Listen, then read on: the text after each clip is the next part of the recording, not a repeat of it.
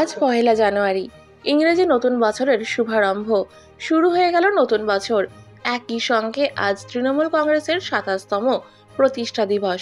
১৯৯৮ সালের এই দিনের তৃণমূলের জন্ম দিয়েছিলেন বাংলার অগ্নিকন্যা মমতা বন্দ্যোপাধ্যায়। আজ রাজ্য জুড়ে সাড়ম্বরে পালিত হল তৃণমূল কংগ্রেসের ২৭তম প্রতিষ্ঠা দিবস। প্রতি বছর এই দিনটিতে রোগীদের মধ্যে ফল বিতরণ করেন উত্তর কলকাতা জয় হিন্দ বাহিনীর সহ সভাপতি চন্দন লৌহ। আজ কলকাতার আর.জি. কর হসপিটালে রোগীদের মধ্যে ফল বিতরণ করা হয়। হাসপাতালের বিভিন্ন ওয়ার্ডে ওয়ার্ডে গিয়ে চলে ফল বিতরণের কর্মসূচি। সারা বছরই বিভিন্ন সামাজিক কাজে নিযুক্ত থাকেন চন্দন লৌহ।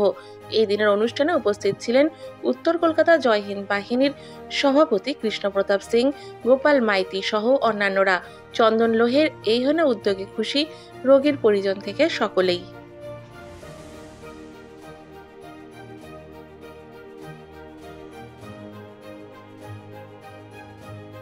বন্দ্যোপাধ্যায় শিখিয়েছে পার্টি করো, যাই করো, দল করো, রাজনীতি করো, কিন্তু মানুষের পরিষেবা ৩৬৫ দিন ২৪ ঘন্টা মানুষের পরিষেবা দিতে হবে। তাই আমরা আজ পার্টি প্রতিষ্ঠা দিবস উপলক্ষে প্রতি বছরের ন্যায় এবছরও আমরা ফল বিতরণ করলাম আর.জি. করের শিশুদের, আর.জি. করের ক্যান্সার আক্রান্ত রোগীদের, আরও একটু পরে আমরা দেবো সার্জারি বিভাগে। আমরা প্রতি বছর এটা করে থাকি। আমাদের নেত্রী আদর্শ মেনে আমরা আগামী দিনে যত পারবো এই কাজ চালিয়ে দেবো। আমরা একদম 100% প্রস্তুত। আমাদের নেত্রী বলে দিয়েছে যেভাবেই হোক ২৪-এ ইন্ডিয়া জোট সরকার গড়বেই কেন্দ্রে, এবং এই মোদী সরকার হাঁটবে। এই দুর্নীতিগ্রস্ত মোদী কোনোভাবেই আর সরকার করতে পারবে না। ইন্ডিয়া জোট আগামী দিনে সরকার করবে, এবং আমাদের পশ্চিমবাংলা থেকে আমাদের নেতৃত্বে ৪২টা সিটি আমরা ৪২টা। যবে দিয়ে আমাদের জয় হিন্দ বাহিনী হয়েছে আর যবে দিয়ে ভাইস প্রেসিডেন্টের চন্দনদা, তখন তবে দিয়ে ইনি ফল বিতরণ করে থাকেন। প্রত্যেক দুবার করি আমরা, এটা মনে রাখবেন আপনারা। একটা আজকে যেহেতু প্রথম দিন, বছরের প্রথম দিন, সবার মুখে হাসি ফুটিয়ে দেওয়ার কাজ চন্দন লৌহ করেন। আর ১৫ই আগস্ট যেদিন দেশ স্বাধীন হয়েছিল সেই দিন তো ইনি কিন্তু ফল বিতরণ করেন। হ্যাঁ, আপনার ওটা উনি করেন, খুব ভালো করে করেন।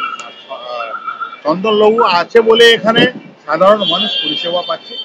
এই কারোর সঙ্গে মানে সবার সঙ্গে ভালো ব্যবহার করে। আমরা যতটা কেস পাঠাই তৃণমূল কংগ্রেসের তরফ থেকে সাধারণ মানুষ থেকে পাঠাই, কটাকাই এটা অ্যাডজাস্ট করে কাজ করে।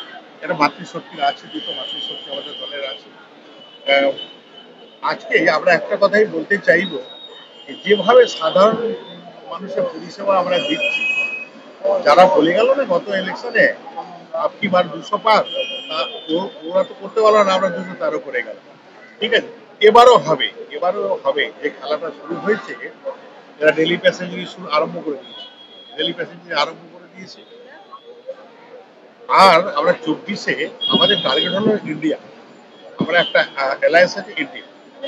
আমাদের মাননীয় মুখ্যমন্ত্রী, তার একটা বড় নেতা, তার লিডারশিপ দিচ্ছেন উনি ইন্ডিয়া। উনি ঠিক করে দিয়েছেন যে প্রধানমন্ত্রী কে হবে, উনি ঠিক করে দিয়েছেন যে মোদীজির বিরুদ্ধে কে লড়বে, এবং উনি ঠিক করে দিয়েছেন যে পশ্চিমবাংলা আমরা ৪২টার মধ্যে ৪২টাই নেব।